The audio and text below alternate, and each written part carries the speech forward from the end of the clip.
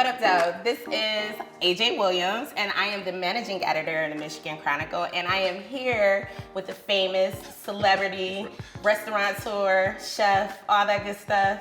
TV star? I wouldn't say TV star, but I wouldn't say star at all. But. Star at all. Chef Max, and we are here to do a venison chili. Absolutely. Right, so have you ever did venison before? I've never had it, so have you? Yeah, so venison is one of my favorite things to cook. I get to substitute it for beef sometimes or chicken. And when you want that like meaty but like lean flavor. Lean flavor. Okay, then so you go with venison. You learned to, because I've heard through the grapevine, you were on Chop. I was. And you used venison. And venison was part of the dish. It was a venison, apple pie, and watercress. And I did a nice dish. I didn't think I overcooked it. Marcus Sampson said I did. So I have a. I mean, we're gonna go with him. Yeah, well, no. It wasn't right. It wasn't right. It wasn't right. But yeah, no, I like cook with venison. It's just one of those dishes that's really meaty, but very lean and healthy as well. So I'm gonna make a little chili today. Awesome. So let's get into the ingredients. Yep. So all looks very, very good. So tell us what goes in. Venison, of course. So we grounded it, but I did cheat a little bit and added a little fat to it, just to kind of give me a little richness for the chili. Okay. We got cumin and black pepper, onions, poblano, kidney beans, white kidney beans. You don't see that a lot. You don't? No. So, and then a little chili powder, green onions, and Chef Max spice. I mean, because. A little tomato and chipotle. And so curiously, because you have a couple of different spices. Yeah. What spice is this one? That's the Mexican spice. So okay. Kind of similar to a chili. It's kind of like our taco spice, and so it has a lot of cumin and chipotle in it, ground up already. So very fun and cool, you know. I'm excited. Yeah. I've never had venison, okay. So let's go ahead and get into this. Yeah. So I'm gonna actually, we're gonna kick it a little bit while you're cooking. Let's do it. So tell me, you have, and it's so funny, he has on the hashtag hat, you know. You have a hashtag that goes with your brand, Food is a Lifestyle. Yep. So tell me a little bit about the concept of Food is a Lifestyle, what that means for you personally, your family, and then, you know, cooking within the community. Well, when I started 86 Hunger, I really wanted to get back in the community and just kind of like be enriching to the community and use the skills and the culinary skill set that I, you know, developed and born with to give back to the community. And I say food is a lifestyle just because it's a way of my life every day, right? So I cook, eat, breathe, sleep, being a chef. And so like anything I could do and cook and have fun with it, then I do. Okay. And so that's kind of like, you know, why I say food is a lifestyle. So, you know, just when we started in Miami, it was like, all right, how do we, you know, take this culinary skill and give back to the community and just kick it with the community through food. So I think that's dope. So along with that is, I love how you mentioned about 86 Hunger, because that's a very big thing for you. You're very, even though you're, you know, a fancy chef. right. Jet setting this fancy stuff. I don't know. Look him up. I think he's kind of fancy. Jet setting everywhere. You really do have a heart for the community. Absolutely. And really a heart for, you know, hunger and eliminating that, you know, within the community, and especially, I think, also for children. So I think a part of contributing to that is locally based foods, and you're big on that. Like, I know Eastern Market is one of your favorite places here in Detroit. Yep. And catch me there every Saturday. You catch me there every day, actually. Because you want to go local. I want to go local. Okay. And then, you know, when I got back to Detroit, I started doing dinners at different urban farms, Oakland Farm, D-Town Farm, and really just wanted to get back to the community and just kind of highlight those urban farms that have products that we can use and make it, you know, benefit the restaurant, but then also the community. And so a lot of restaurants, I think, you know, should go local because, one, it helps the economy, right? And then two, it helps those urban farms and what's right in your backyard. And right in your backyard and local, I think, is like some of the best tasting food. Absolutely. Which is why your food tastes so really good. Right. I think so. You think? I think it tastes really good. So I want to talk a little bit, since we're talking about locally based, Michigan is a big, like, deer hunting season and hunting women lose their husbands during hunting season. It's a thing, and we're here for it as Michiganders. Yep. So tell me a little bit. I know you're cooking with venison now. Do you have a hunting or a fishing story that you can tell us about? My mom's Bahamian, and so her dad was a fisherman. And so he taught her how to fish, and our whole family just always went fishing. And so growing up, we used to go crabbing, we'll go fishing, just in Bahamas and in Florida. And then my family, my dad's side of the family, they're from Georgia, so of course So it's like a good blend. They hunting and they fishing at the same time. And then, as I became an adult, I took up hunting and fishing more now. So that's part of like my yearly, kind of run. I try to go fishing and hunting a couple times a year. Kind of connect with the outdoors. Absolutely. And also with like a food base. Like we're using venison today that I don't think a lot of people would possibly consider. I know I wouldn't normally think venison. When you go from a beef, you're always gonna go beef. Absolutely. I mean, well, if you're like on a diet or if you're just trying to live a healthier lifestyle, then I think people would go to venison because it's leaner and healthier than beef. And has a lot more flavor than beef. People don't realize that. Oh, seriously? Yeah. I mean, think about lamb. I think lamb has more of a gamey flavor than beef. So that's why I personally like lamb more than beef. Okay, so what people don't know, and you may not know this because you shared your lovely fishing story with us and your connection, is that hunting and fishing also benefits other outdoor activities around the state of Michigan, like camping, hiking, kayaking, and also, even if you don't hunt or fish, please know that these activities benefits Michigan's wildlife and the natural resources that we enjoy. So it's like a whole ecosystem that kind of happens. So thank you for contributing by fishing. Absolutely. I didn't know that. That's a fun fact. There you go. I like fun facts. You like fun facts. So what other things, because you mentioned that venison is a little bit more flavorful. Yep. Since I'm a person, so you're talking about a venison layman right here. Tell me. You say venison layman's? Layman. Okay. As in I don't know how to cook with venison, which is why I'm here. And which is also probably why you're watching this. So tell me other things that can be substituted. Well, I mean, so if you think... if I'm cooking chili, let me just be honest. Yep. I'm gonna go beef. Okay. So I'm very excited about this, but you're opening up my ideas to other ways that venison can be used. This is a tomato sauce, by the way. Absolutely. Tomato sauce. So tell me, what other ways can we use venison to replace, beef? So if you're making like meatloaf. Venison meatloaf? Absolutely. Okay. If you're making a burger, if you're doing tacos, Taco Tuesday night, you can add venison tacos. I'm about to be, because I feel like venison tacos sounds really fancy, so I'm excited about that. Well, you're fancy, so you got, add that to your repertoire. So is there a particular way, like if we're cooking that we should watch out for versus beef? Well, when you're making venison, if you're gonna do a chili, you have to know that there's no fat in it, right? So so venison is more lean. It's very lean. It's very lean. It's very lean. Okay. If you're doing a like meatloaf, you gotta add egg to it, a little more egg than you would with beef. Okay. Just kind of give you that binder, because regular ground beef has a little more fat in it. Okay. So you have to do that, but.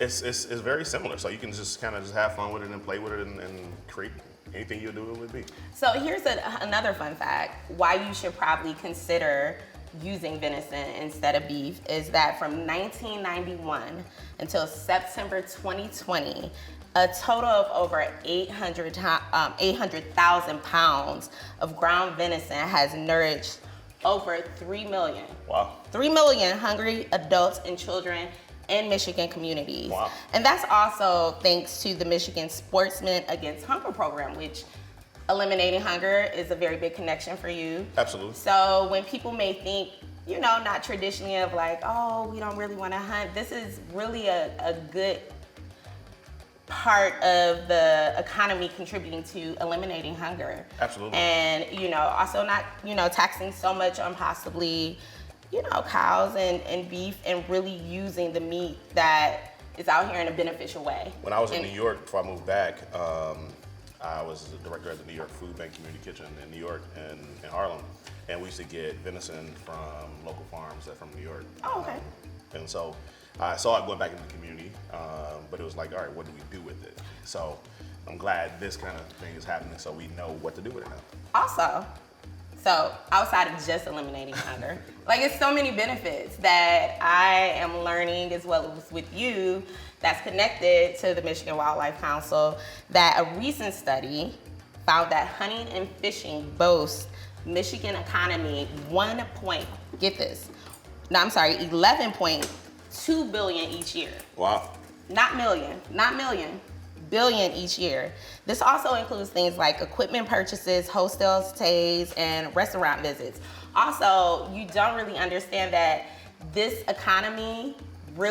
form of economy really contributes to over 170,000 jobs in Michigan. Wow. And I mean, when people are contributing and having jobs, we contribute and we get to come to dope restaurants like Coop. Right. So it's a whole, once again, ecosystem that I don't think a lot of people are aware of. People just kind of think, oh, you're just going hunting without really understanding how important this is, especially in Michigan. We have such amazing hunting and areas for hunting, and like people come here for this. No, for sure. I never thought about hunting so much. I always think about fishing because we have some of the best waters to fish in. We do.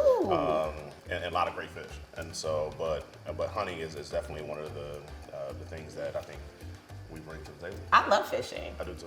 I don't ever really catch a fish, but I go with people who catch fishes, and I'm just there for the serenity. I mean, because I am. I'm like, I'll cook it later. Right. You catch it? Yeah. No, no, if it's you, you're gonna catch it and cook it. I'm not gonna cook. Well, you should. If you, no, you're the professional. You're the professional.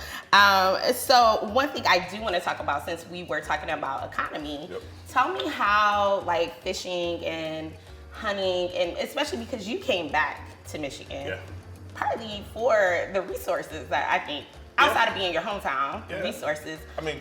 So when I got back, like I said, I came back because I started doing pop-ups at different urban farms and Revolver, some of these local, pop-up spaces. And it was like, maybe there's a food synergy happening, and it's definitely a comeback during that time. And so I wanted to be a part of it. So that was part of the reason I came back, because of some of the urban farms and saw some of those projects, and I wanted to do an urban farm project myself now. It makes sense, and so being able to use just kind of my background as a chef with hunting and fishing growing up has been good. So where are we at in this? Because I'm starting to get a little. Yeah, so we're gonna let that keep rolling. I'm smelling it. My stomach. It's there. It's all of the magic and love is happening in there. So here's my thing with chili, and kind of like maybe like spaghetti sauce is also like, is it in the simmer? It's in the simmer. It's in the simmer. It's in the simmer. Like, is it true, like, the longer you can let it simmer, the better the flavor is? Absolutely. And, I'm Caribbean, Cuba's Caribbean. And so a spice, gotta be spicy. I think chili is gotta be spicy. What about people like me that don't like spice? Well, then I'll make something else. But,